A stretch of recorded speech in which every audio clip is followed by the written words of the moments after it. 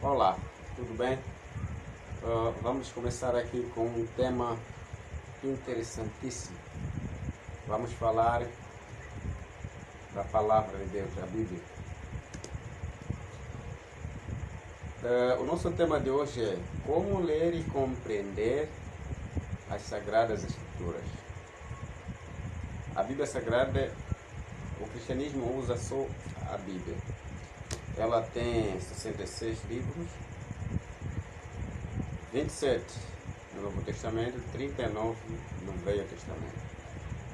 Há uma versão aí que é chamada versão católica, ela contém 73 livros, tem 7 livros a mais.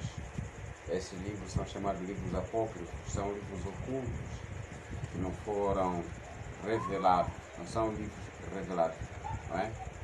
Mas os católicos, eles entenderam melhor incorporar esses livros nas escrituras, né? O nosso tema é esse: como ler e compreender as escrituras. Como que nós podemos ler e compreender as escrituras? Deus revelou a sua vontade através das escrituras sagradas. Deus usou homens para poder escrever.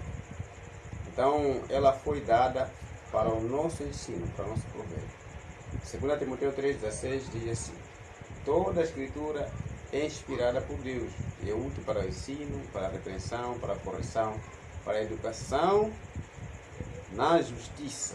Isso é muito importante. Então, foi Deus quem escreveu a Bíblia diretamente assim? Não, ao longo dos 500 anos, o Espírito Santo, não é? Inspirou homens, cerca de 40 homens. São pessoas de diversas culturas que viveram em tempos diferentes. Então Deus usou esses homens de forma poderosíssima para poder transmitir a palavra de Deus. Foram inspirados pelo Espírito Santo. Então não escreveram a Bíblia da sua própria mente, pensamento, dos seus próprios pensamentos. 2 Pedro 1,21 diz: porque nunca jamais qualquer profecia foi dada por vontade humana, mas homens que falaram da parte de Deus, movidos pelo Espírito Santo de Deus. Isso é muito bom. Jesus confiava nas Escrituras. É bem interessante que quando Jesus estava aqui na Terra, ele fazia citação das Escrituras. Lucas capítulo 24, verso 44 até o verso 45 diz o seguinte: são essas palavras que eu vos falei, que importava que se cumprisse tudo o que de mim está escrito, veja, na lei de Moisés, nos profetas e nos salmos, não é? Na lei de Moisés, nos profetas e nos salmos. Veja que Jesus, ele sempre usava essa maneira, considerava toda a escritura, não usava parte dela. Jesus dividiu a escritura no Antigo Testamento de três, até o Novo Testamento de três maneiras. A lei de Moisés, que são 5 livros de Moisés, ou a Torá, conhecido, os profetas e os salmos. Então, qual é o propósito das escrituras? O que nós entendemos com isso? No livro de João, capítulo 20, verso 30 até o 31, nos dá o tópico de que Jesus é para que a gente possamos crer, né? Para que creais que Jesus Cristo é o Filho de Deus e para que, crendo nele, tenhamos a vida eterna através do seu nome, através do seu sacrifício. Não podemos separar, como fazem algumas pessoas: o Antigo Testamento já acabou, o Antigo Testamento já não serve mais. Não. A Bíblia diz toda a Escritura. E Jesus nos incentivou a estudar. No livro de João 5,9 diz: examinar as Escrituras. Quando Jesus estava a dizer examinar as Escrituras, ele referia ao Antigo Testamento, porque julgaste ter nela a vida eterna, e são elas que de mim testificam. Jesus falando, são elas, as Escrituras, que testificam, dão testemunho de Jesus. Então a sua palavra nos concede poder para não pecarmos contra ele. Salmo 119, verso 11 diz: guardo no coração as tuas palavras para não pecar contra ti. Então precisamos cada dia fazer a análise, fazer a leitura das Sagradas Letras.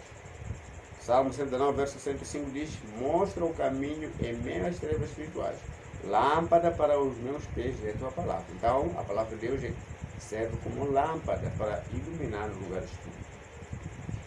É preciso nós termos esse hábito de leitura diariamente, como faziam os bereanos, Veja que interessante o livro de Atos, capítulo 17, verso 11, diz: ora, estes, os de Bereia, então receberam a palavra de bom grado, examinando cada dia para ver se essas coisas eram assim. Já é diferente dos irmãos de Tessalônica, eles não faziam isso, faziam o contrário, esperavam apenas a chegada de Paulo para poder fazer o estudo da palavra. Temos que orar sempre que a gente precisamos estudar a Bíblia, para que possamos receber a iluminação do Espírito Santo. Então temos que, a metodologia que nós devemos usar para estudar a Bíblia é através da comparação de textos. Não podemos usar como se fosse um texto narrativo. Temos que comparar passagens, um pouco aqui, um pouco ali. Isaías capítulo 28, verso 10 diz: porque é preceito sobre preceito, preceito sobre preceito, regra sobre regra, mandamento sobre mandamento, um pouco aqui, um pouco ali. Então, pega a Bíblia, você vai pegar um texto, por exemplo, fala a volta de Jesus aqui, e vai entrar no outro livro, você vai encontrar outro texto que fala sobre a volta de Jesus. Você vai para o livro de Mateus 24, verso 27 a 31, fala a volta de Jesus, e você vai a Apocalipse capítulo 1, verso 7, fala a volta de Jesus. Um pouco aqui, um pouco ali, e você vai conseguir compreender a Escritura. Precisa reunir todos os textos sobre um determinado assunto e deixar que os textos falem por si. Não use as suas próprias palavras. Quando você não entende, procura alguém para entender. Isso aconteceu, por exemplo, quando o eunuco saiu de Jerusalém. É Atos capítulo 8, verso 30 a 31. Vemos essa passagem bem clara. Aí diz assim: correndo Filipe ouviu ler o profeta Isaías. Eu procuro saber, Filipe, você entende o que você está lendo? Então, como posso entender se alguém não me explica? Então aí vimos que Filipe subiu no carro do eunuco e começou a transmitir aquilo que estava escrito no rolo. Então Deus concede a verdade dos que não amam. Mateus 11, 21 diz: graça te dou, Pai, porque ocultaste essas coisas aos sábios e aos instruídos, mas já revelaste aos pequenos. Quer dizer, Deus dá sabedoria àquelas pessoas mais simples. A nossa compreensão não procede da habilidade mental, mas a revelação do Espírito Santo. Então Jesus prometeu que o Espírito Santo viria e que o Espírito Santo haveria de nos ensinar para compreendermos toda a Escritura. Então, queridos irmãos, a Bíblia nos torna maduros para vivermos uma vida cristã. 2 Timóteo 3,17 diz assim: a fim de que o homem de Deus seja perfeito, maduro, né? E que perfeitamente habilitado para toda boa obra.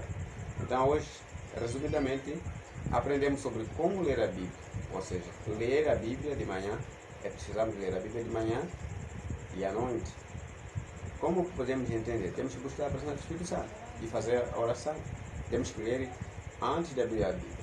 Não é necessário não precisamos ler uma grande porção no texto. Temos que meditar no que foi lido no texto, para não ter confusão. No início, precisamos ler textos mais breves, começar com o Novo Testamento, por exemplo, uma sugestão que estou a dar. Né?